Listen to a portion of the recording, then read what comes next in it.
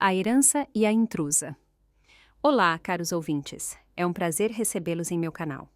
Eu lhes apresento uma nova e interessante história. Desejo-lhes uma ótima audição. O conflito familiar atingiu seu ápice quando uma jovem, em um ato desesperado, decidiu trocar as fechaduras do seu próprio apartamento. A sogra encarou o gesto como uma afronta pessoal, armando um escândalo no corredor, sem moderação em suas palavras. A situação degringolou quando o filho, furioso, correu para auxiliar a mãe, empunhando um pé de cabra. O apartamento foi herdado por Isabela Schmidt de sua avó, Dona Clara. O antigo imóvel de 2 quartos no 4º andar de um prédio popular da década de 80, em São Paulo, não era nada demais, mas era o seu lar. As janelas davam para o pátio, onde havia um parquinho. Dali, a estação de metrô estava a uns 15 minutos de caminhada. Nas proximidades, havia bons supermercados e uma clínica. A avó havia vivido ali por mais de 40 anos, e cada canto guardava a sua memória. Papéis de parede desbotados com florezinhas, cortinas pesadas com forro, um velho buffet com louças de cristal. Isabela dedicou todo o mês de setembro à burocracia. Cartório, registro de imóveis, IPTU, inúmeros documentos, certidões e filas infindáveis. No fim do mês, ela finalmente recebeu a escritura do imóvel. Segurava o documento nas mãos, mal acreditando. Pela primeira vez na vida, tinha o seu próprio espaço. Não era um quarto alugado, nem um canto em uma república, mas um apartamento de verdade. Precisava de reforma e de encanamento novo, mas era dela. Ela não queria vendê-lo. Isabela tinha 26 anos. Trabalhava como contadora em uma pequena empresa de comércio, alugava um quarto de estranhos e economizava para a entrada de um financiamento. Agora, essa necessidade havia desaparecido. Podia se mudar, fazer uma reforma básica, mobiliar o lugar e viver para si. Em meados de outubro, ela conheceu Tiago no aniversário de uma amiga em comum. Alto, atlético, com um sorriso aberto e atentos olhos castanhos. Ele era gerente em uma construtora, adorava futebol e a fazia rir. Eles dançaram a noite toda. Ele a acompanhou até a estação de metrô, pediu seu telefone e ligou no dia seguinte. Eles se encontravam nos fins de semana. Cinema, café, caminhadas pela Avenida Paulista. Tiago era gentil, atencioso e generoso. Dava-lhe flores, sem motivo, e fazia-lhe elogios sinceros. Isabela relaxou após um relacionamento ruim, no qual seu ex-namorado se revelou ser casado e apenas à procura de uma aventura. Tiago, por outro lado, parecia confiável, sério, falava sobre o futuro e perguntava sobre seus planos e sonhos. Após um mês, ela o convidou para ir à sua casa. Ela lhe mostrou o apartamento, sentindo-se um pouco envergonhada pelos móveis antigos e pelas paredes gastas. Tiago olhou em volta e assentiu, admirado. Um ótimo lugar, disse ele. A área é boa. Perto do transporte. Você é esperta por não ter vendido na hora. É uma lembrança da minha avó, respondeu Isabela. Simplesmente não consigo me desfazer. Correto, a casa própria é a base. É nela que se constrói uma vida. As palavras dele aqueceram seu coração. Parecia que ele a compreendia e a valorizava. Em dezembro, Tiago confessou que morava em uma república, um quarto de 12 metros quadrados, cozinha compartilhada com outras 3 famílias. As vizinhas brigavam constantemente por causa do fogão sujo e da louça por lavar. Eu estava juntando para o meu próprio apartamento, é claro, disse ele enquanto tomava um chá na cozinha dela. Mas os preços sobem mais rápido do que consigo guardar. Talvez eu precise de mais 3 ou 4 anos. Isabela o olhou e pensou. Se a coisa é séria, por que esperar? Ela tem um apartamento, mesmo que precise de investimento. Eles poderiam reformar e decorar juntos. Em sua mente, já se formavam imagens. Novo papel de parede, uma cozinha clara, um quarto aconchegante. 2 semanas depois, Tiago a pediu em casamento sem alarde, de forma simples e calorosa. Eles estavam sentados no sofá, assistindo a um filme. De repente, ele desligou a TV, virou-se para ela. Isabela, vamos nos casar. Estou falando sério. Quero estar com você e construir uma família. O coração dela disparou. Ela o encarou, tentando ver se ele estava brincando. Você está mesmo falando sério? Completamente. Eu te amo. Ela soltou o ar e sorriu. Eu também te amo. Então está decidido. Ele a beijou. Nos casaremos na primavera. Espere um pouco. Isabela se afastou suavemente. Temos que conversar sobre uma coisa. Se nos casarmos, moraremos aqui. No meu apartamento. Você tem um quarto em uma república. Aqui temos um apartamento de verdade. Ela esperava alguma resistência, um orgulho masculino. Algo como, eu mesmo quero bancar a casa da família, ou vamos decidir juntos. Mas Tiago assentiu com tanto entusiasmo que um pensamento estranho passou pela sua cabeça. Ele concordou rápido demais. Claro! Os olhos dele brilharam. É a coisa lógica a se fazer. Por que ficar em uma república se temos um apartamento normal? Vamos reformar e comprar móveis novos aqui. Juntos faremos isso mais rápido. O pensamento desapareceu tão rápido quanto veio. Isabela decidiu que estava apenas imaginando coisas. O homem está feliz pela oportunidade de viver em condições normais. O que há de estranho nisso? Eles se casaram no final de março, de forma discreta, sem grande festa. Apenas os padrinhos. Os pais de Isabela vieram de outra cidade. A mãe de Tiago, Dona Fátima, também estava presente. Uma mulher corpulenta, de 50 e poucos anos, com cabelos curtos e cacheados e um olhar penetrante. Ela se mostrou gentil, mas distante, tirando muitas fotos. Meu filho encontrou uma boa mulher, disse ela a Isabela à mesa no café. Independente e com cabeça. Obrigada, Isabela sorriu. E tem um apartamento, ouvi dizer.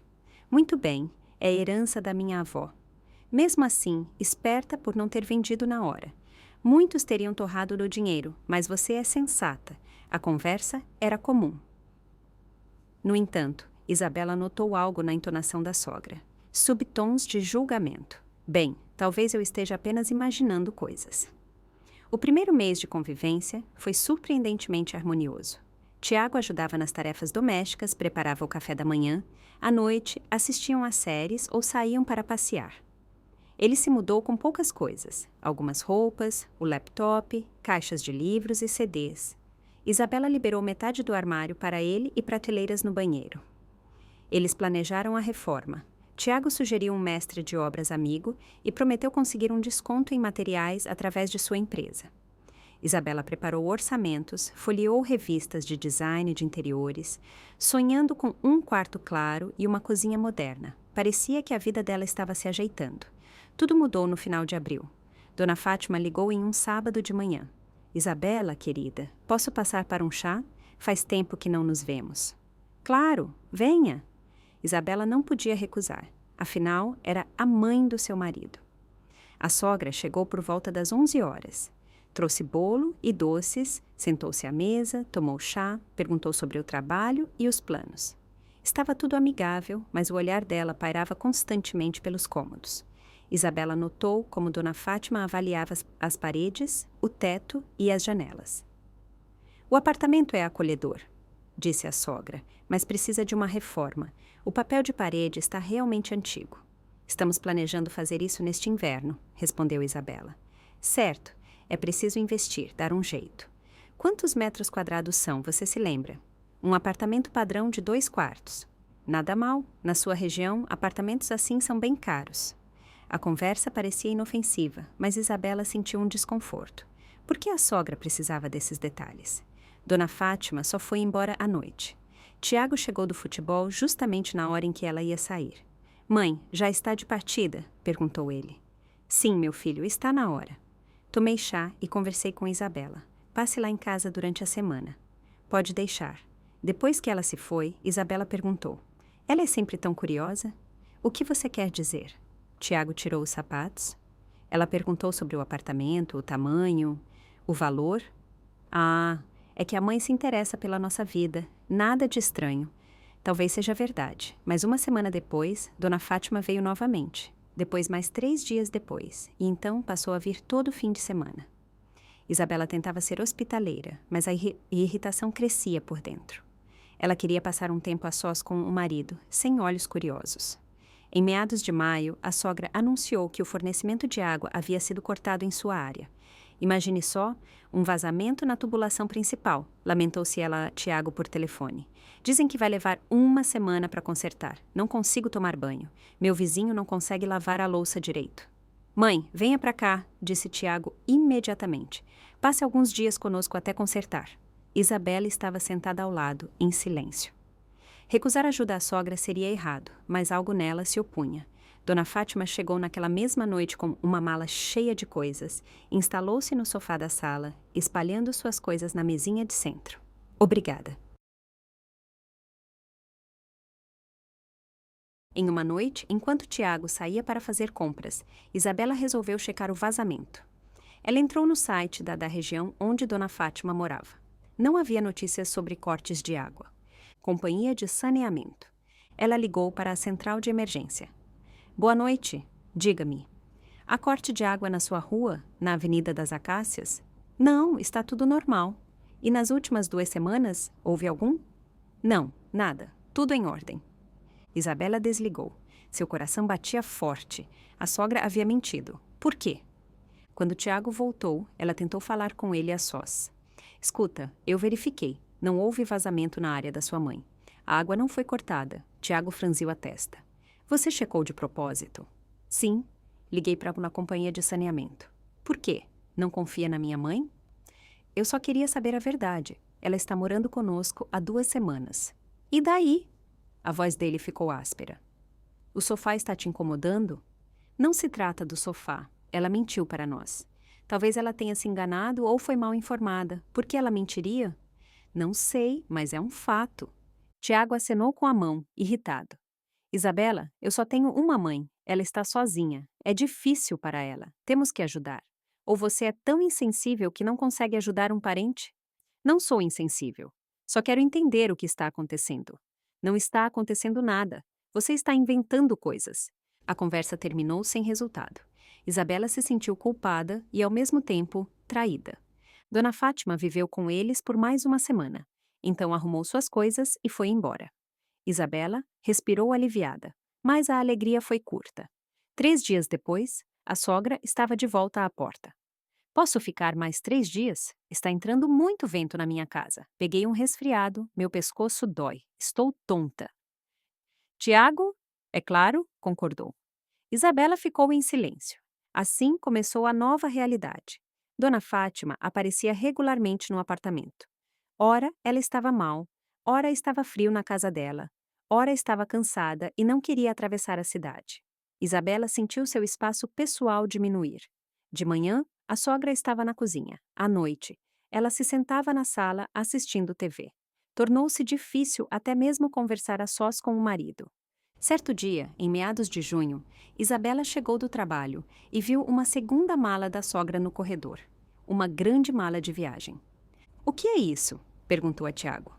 Mamãe trouxe mais coisas. É mais confortável para ela morar aqui por um tempo. O que significa por um tempo. Bem, até ela se sentir melhor. Ela não está bem. Tiago, sua mãe está praticamente morando conosco. Você está exagerando. Não, não estou. Ela já passou 1 mês aqui, se somar tudo. E daí? O espaço está te incomodando? Novamente aquela pergunta. Isabela percebeu que uma conversa seria inútil, mas o pior era outra coisa. Um dia, Isabela chegou mais cedo em casa e pegou Dona Fátima no quarto. A sogra estava perto da janela, com uma fita métrica na mão, anotando algo em um bloco. O que a senhora está fazendo? Isabela parou na porta. Dona Fátima se assustou e se virou. Ah, Isabela, querida, já chegou? Estava tirando as medidas aqui. Para quê? Fiquei curiosa para saber quantos metros quadrados o quarto tem. Pensei. Talvez pudéssemos mudar os móveis de lugar. Este é o nosso quarto. E daí? Não estou fazendo nada de ruim. Apenas pensei em como melhorar. Isabela passou por ela e jogou a bolsa na cama. Por favor, não mexa nas nossas coisas e não mude os móveis de lugar sem perguntar. Ah, que sensibilidade! A sogra fez uma careta. Eu só queria ajudar. À noite, Isabela tentou falar com Tiago. Sua mãe mediu nosso quarto e anotou algo. Isso não é normal. Talvez ela estivesse pensando em como reorganizar os móveis. De verdade. Ela tinha o próprio bloco com anotações. Para que ela precisa disso? Eu não sei. Tiago deu de ombros. Pergunte a ela. Eu tentei. Ela desconversa. Então não se preocupe. A mãe às vezes é estranha, mas não faz nada de mal. Isabela desistiu. O marido não via ou não queria ver o problema. Junho acabou. Julho começou. Dona Fátima estava firmemente instalada no apartamento. Isabela se sentia uma estranha na própria casa. Julho estava quente e úmido. A cidade derretia no calor, o asfalto amolecia.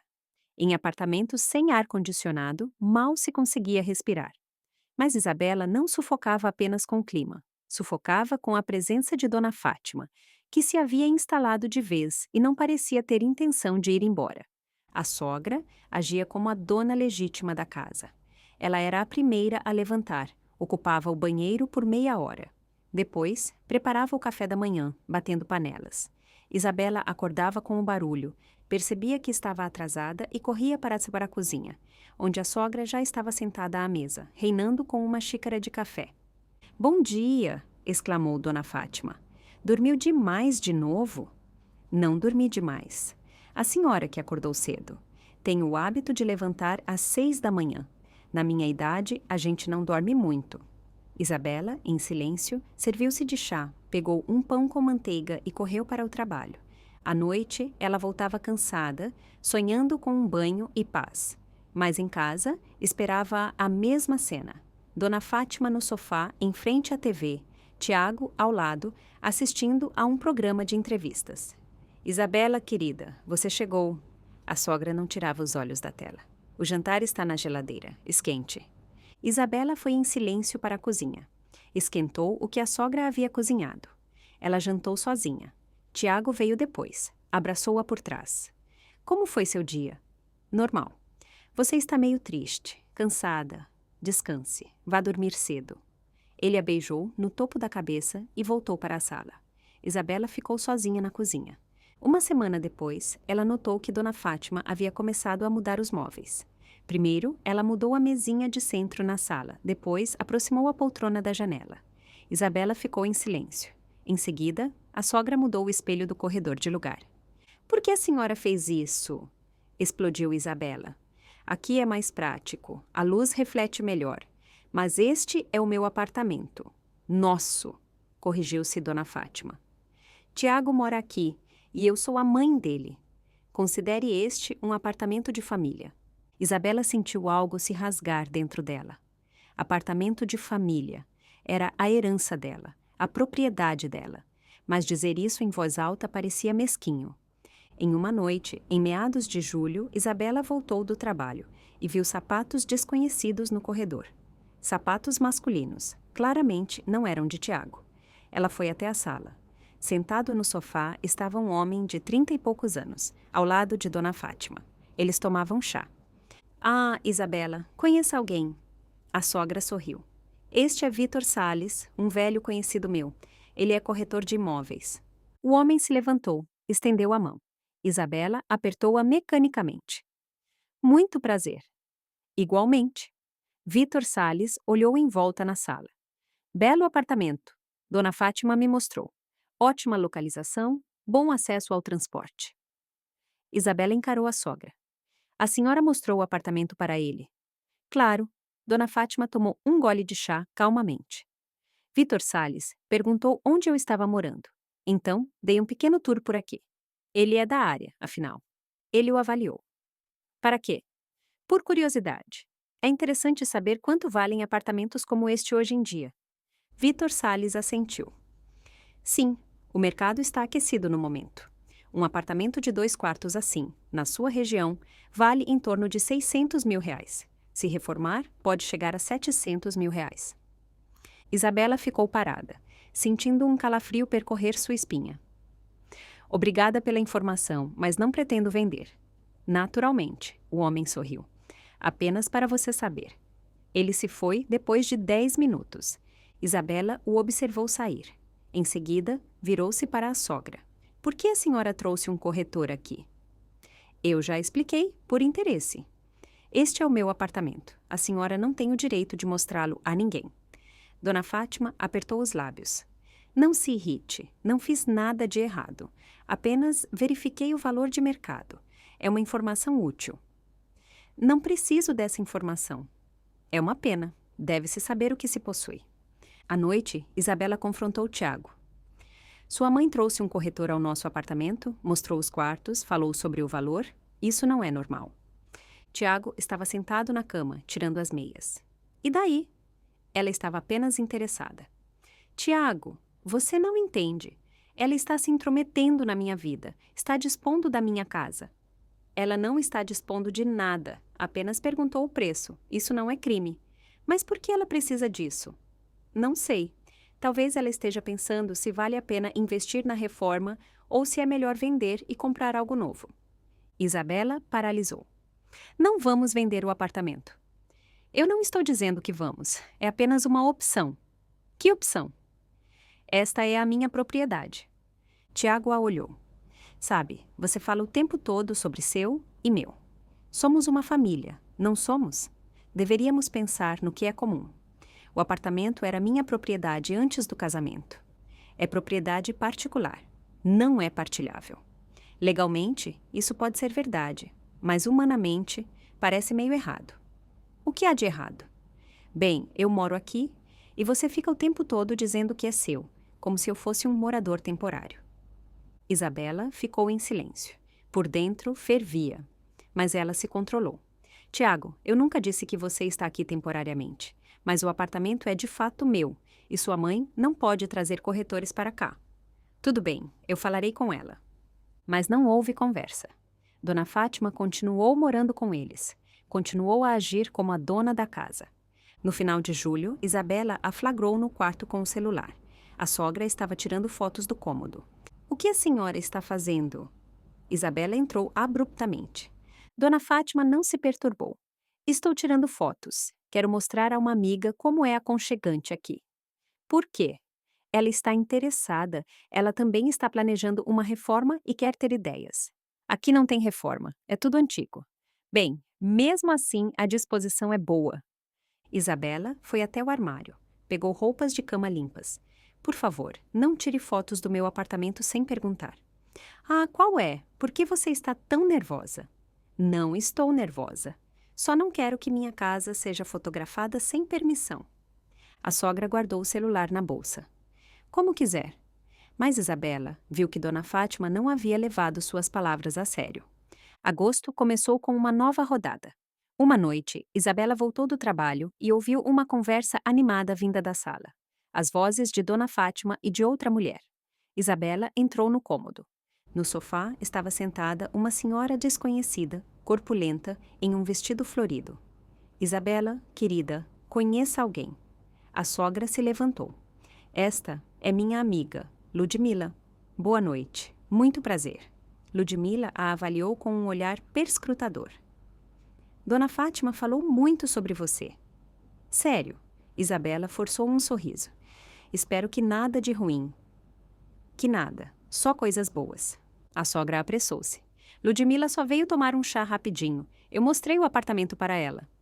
Sim, um excelente apartamento. A amiga assentiu. Bom tamanho, planta prática e a área é ótima. Isabela sentiu que ia explodir. Fico feliz que tenham gostado. Ludmila saiu depois de meia hora. Isabela a observou sair em silêncio, fechou a porta e virou-se para a sogra. Quantas pessoas a senhora ainda quer trazer para cá? Ludmila só veio tomar um chá e viu o apartamento de passagem. Eu não podia recusar. Ela perguntou onde eu estava morando. Então, eu a mostrei. Dona Fátima, a senhora não mora aqui. A senhora é uma convidada. A sogra endireitou-se. Eu sou a mãe do seu marido e estou morando aqui há 2 meses. Então, não sou totalmente uma convidada. A senhora prometeu ficar apenas alguns dias, quando supostamente a água foi cortada na sua casa. Planos mudam. É mais confortável para mim aqui. Mas este é o meu apartamento. Lá vem você de novo. Meu, e a família e as pessoas que amamos, ou só a propriedade é importante para você? Isabela não encontrou uma resposta. A sogra virou as costas e foi para a sala. Naquela noite, Isabela não falou com Tiago. Ela sabia que seria inútil. Ele sempre ficava do lado da mãe. No dia seguinte, Isabela parou em um café no caminho para casa. Ela não queria voltar para o apartamento. Sentou-se à janela, tomou café, observou os pedestres e pensou que sua vida havia tomado um rumo errado. Ela se casou, sonhava com família e conforto, e em vez disso, tinha a presença constante da sogra e a sensação de estar sendo expulsa da sua própria casa. O telefone tocou. Tiago, onde você está? Já são 8 da noite. Estou a caminho. A mãe preparou o jantar. Estamos esperando você. Isabela desligou. A mãe preparou o jantar. No apartamento dela, na cozinha dela. Ela chegou em casa por volta das 8h30. Dona Fátima a recebeu na porta. Até que enfim, já jantamos. O seu está no fogão. Obrigada, estou sem fome. O que significa sem fome? Você passou o dia todo trabalhando. Eu comi no café. A sogra apertou os lábios. Que desperdício de dinheiro. A comida está em casa. Isabela foi para o quarto, fechou a porta, sentou-se na cama e escondeu o rosto nas mãos. Por dentro, ela fervia. Ela precisava fazer algo, mas não sabia o quê. Uma semana depois, aconteceu o que lhe abriu os olhos de vez. Isabela voltou mais cedo do trabalho. Seu chefe a liberou mais cedo por causa de uma dor de cabeça. Isabela entrou no apartamento em silêncio, tirou os sapatos. A voz de Dona Fátima vinha da sala. Ela falava com alguém ao telefone. Isabela parou no corredor e ouviu. Sim, o apartamento é bom, dizia a sogra. 48 metros, 2 quartos, quarto andar. A região é ótima, perto do metrô. O corretor avaliou em R$ 650 mil. Se reformar, dá para chegar a 700. Pausa. Não, ainda é cedo. Temos que ser cautelosos. Tiago já começou a conversar sobre a esposa passar uma parte da propriedade para o nome dele. Ele diz que eles são uma família, afinal. Esposas de verdade fazem isso. Ela ainda está resistindo, mas estamos pressionando aos poucos. Isabela sentiu o sangue gelar. Se conseguirmos uma parte, será mais fácil depois, continuou Dona Fátima. E a partir daí, não será difícil fazê-la sair. Há várias opções. O principal é que ela assine os documentos. O resto a gente resolve. Pausa. Claro que Tiago sabe. Conversamos sobre tudo antes do casamento. Ele só casou com ela porque sabia do apartamento e a pediu em casamento na hora. A moça se apaixonou como uma idiota. Agora colhemos os frutos. Isabela se apoiou na parede. Os joelhos fraquejaram. Tudo estava planejado. Tiago se casou com ela por causa do apartamento. Dona Fátima se mudou para expulsá-la de lá. Eles estavam agindo juntos. Tudo bem, a gente se fala depois. A sogra encerrou a ligação. Tenho que discutir com Tiago como vamos proceder. Vamos aguentar mais um pouco e depois será tudo nosso. Isabela se virou em silêncio, saiu do apartamento, desceu as escadas e foi para a rua. Respirou fundo, tentando se acalmar. Por dentro, uma tempestade. Raiva, mágoa, medo. Mas junto veio a clareza. Ela sabia a verdade. Agora precisava agir. Isabela pegou o celular, procurou escritórios de advocacia na internet e anotou vários endereços. Amanhã, depois do trabalho, irei para uma consulta. Ela voltou para casa meia hora depois. Dona Fátima estava sentada na sala assistindo TV. Você veio cedo hoje. Eu estava com dor de cabeça. Eles me liberaram mais cedo. Isabela foi para a cozinha. Sua voz estava calma. Vou fazer um chá agora. A senhora quer que eu prepare o jantar? Não, obrigada. Eu mesma faço.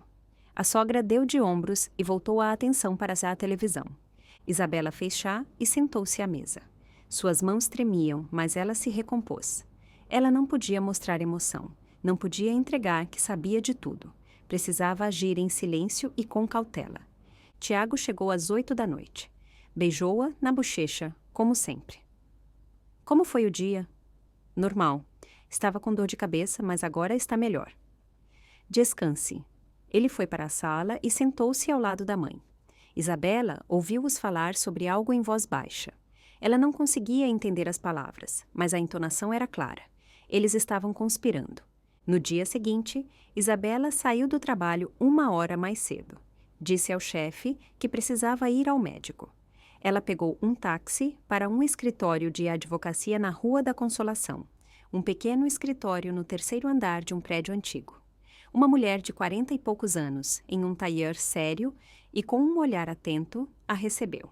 Meu nome é doutora, Vanessa Oliveira, ela se apresentou. Estou ouvindo. Isabela contou tudo. A herança, o casamento, a sogra que se mudou e não saía mais, a conversa que ouviu. A advogada ouviu, anotou e fez perguntas.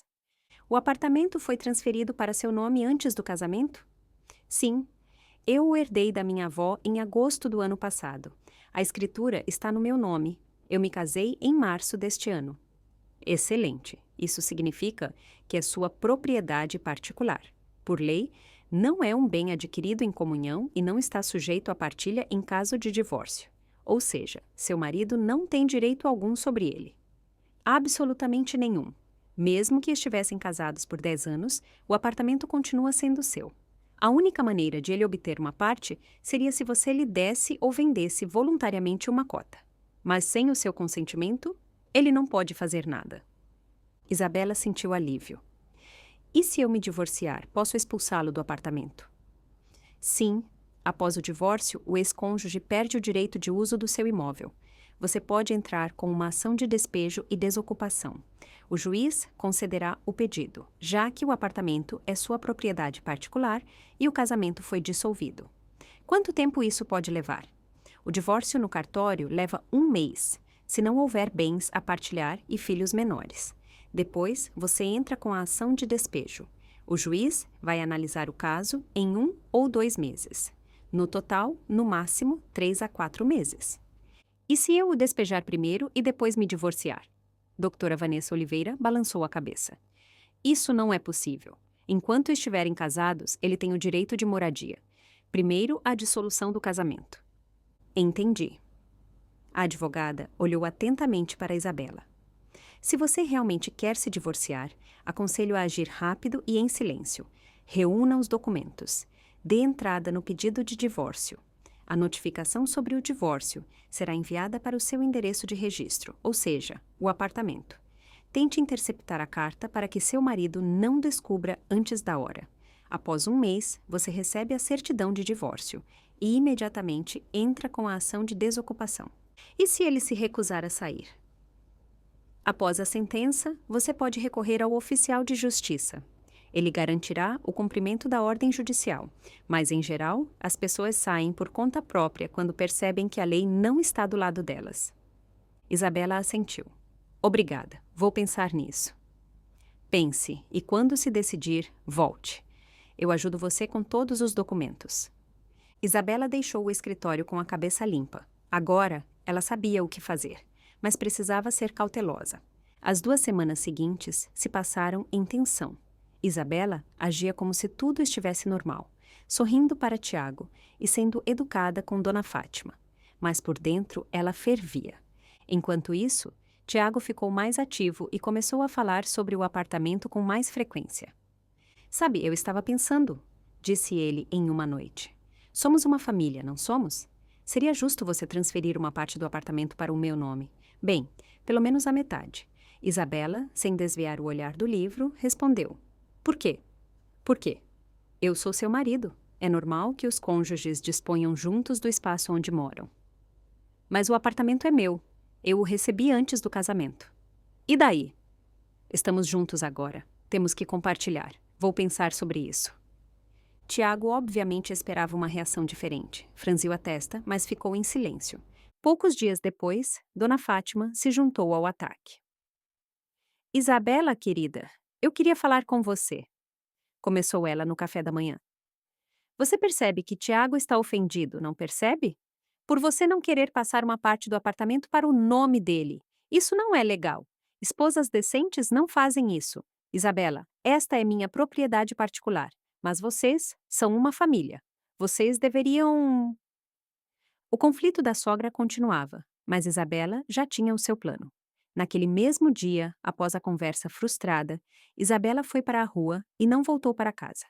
Ela foi a um chaveiro, deu o endereço e pagou para que as fechaduras do apartamento fossem trocadas de imediato, enquanto ela estaria na consulta com a advogada doutora Vanessa Oliveira, dando entrada no divórcio. Ela mandou uma mensagem para Tiago. Nossas conversas sobre o apartamento e o que você e sua mãe planejaram terminaram. O divórcio está protocolado. Não entre no apartamento.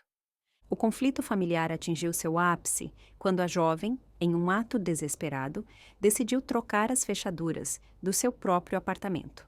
A sogra, que não estava mais em casa naquele momento, mas voltava para lá, encarou o gesto como uma afronta pessoal, armando um escândalo no corredor, gritando que ela não tinha o direito de fazer aquilo, sem moderação em suas palavras. A situação degringolou quando o filho, Tiago, furioso, chegou em seu socorro, empunhando um pé de cabra que havia pego de um vizinho no andar de baixo.